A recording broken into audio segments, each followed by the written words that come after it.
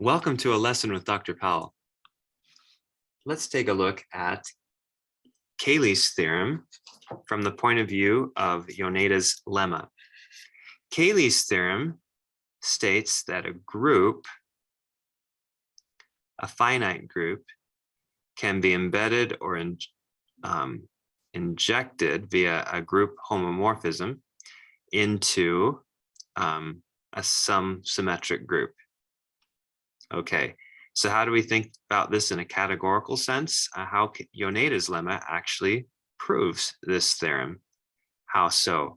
Well, we need to carefully pick our category. So we're going to pick a category that consists of a single object, and then we're going to say that the morphisms in this category, which is just from this one object to itself, are simply the elements of G. Now you have all the properties of a category being satisfied very nicely.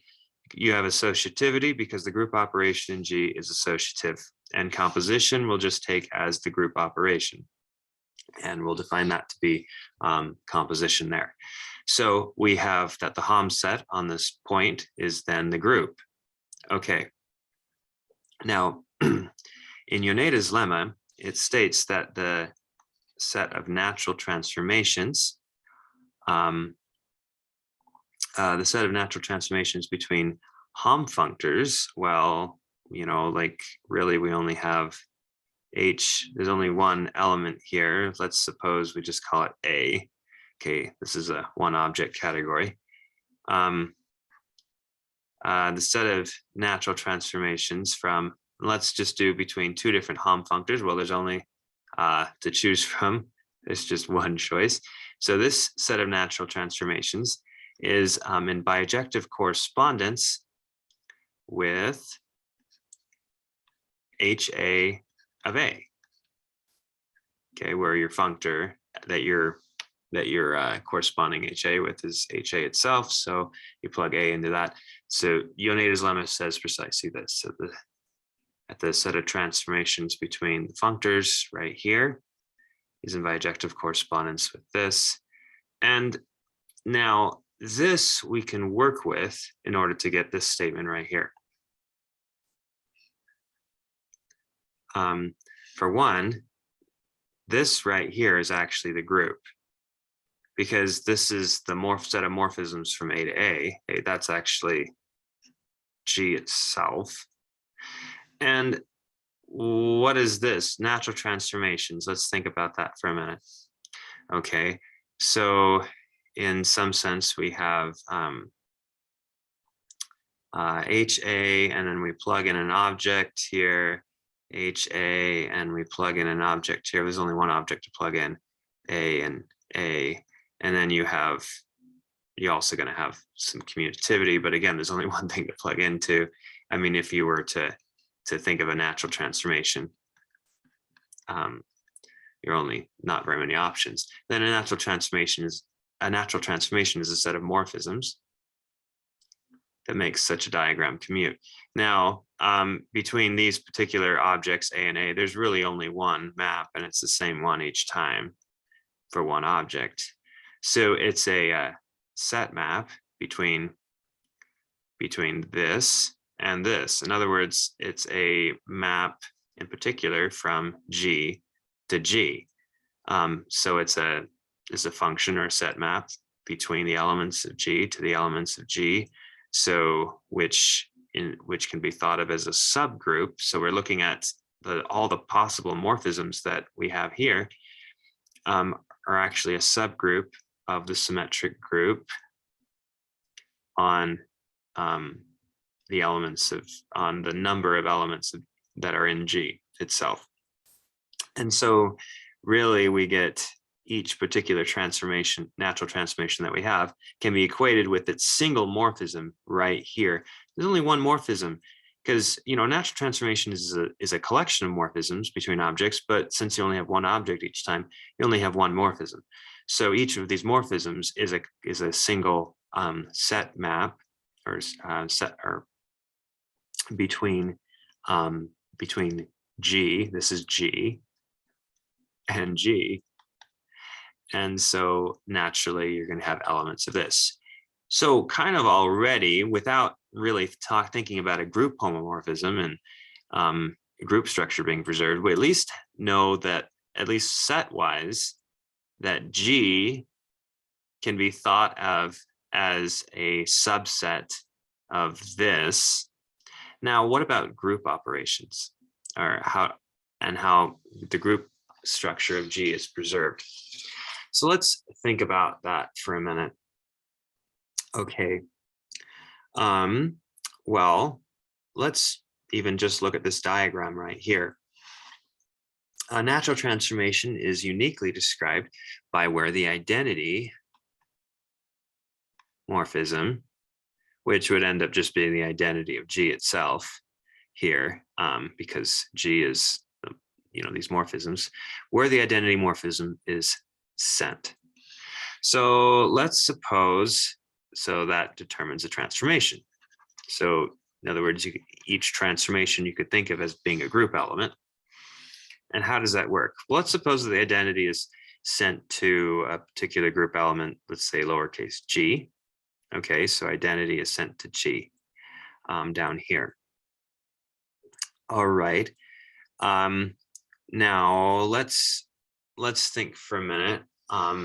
We have that particular transformation. And where would this transformation send something like H to? Let's think about that. So where would it send H? Well,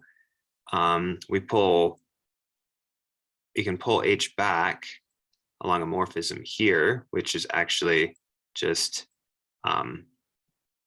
HA of the morphism H, which just means that you extend, since H is just a morphism itself, you just extend this morphism by that one by composition to get from here to here. So H of identity will be H, just as desired. And let's see where it's sent down here. Well, if we follow it down, it goes down to G, and then we're using the HA of H map. And what does that do? Well, it's basically, it says H of G. So the image would be H.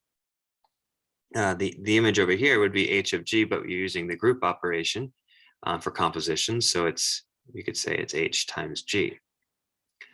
Okay, so what we get is in fact, it might be good just to, instead of calling this tau A perhaps right here, why don't we give it, that's in particular for this particular transformation. But what if in general, since the transformations only have one object anyway, why don't we just name specific transformations as follows? Maybe this is the transformation, the one that says identity to G, let's just call it tau G. So we know in particular that tau G will send H to H times G. We know that much, okay. Tau G will send H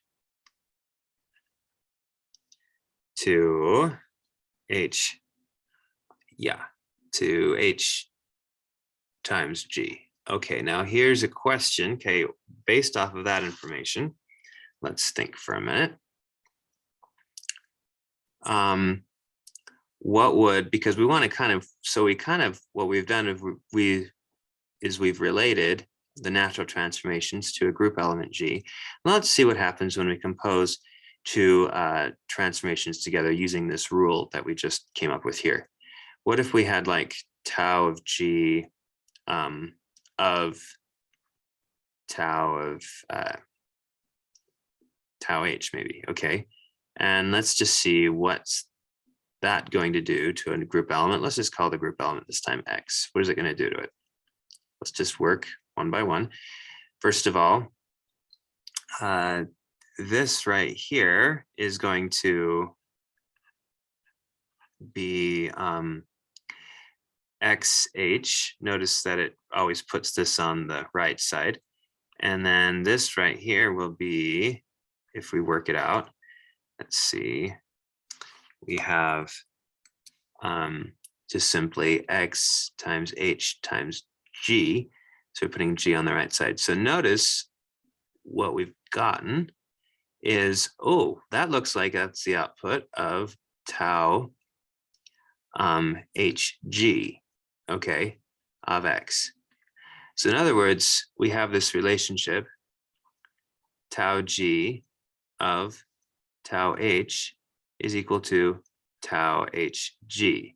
Notice how the order is reversed here.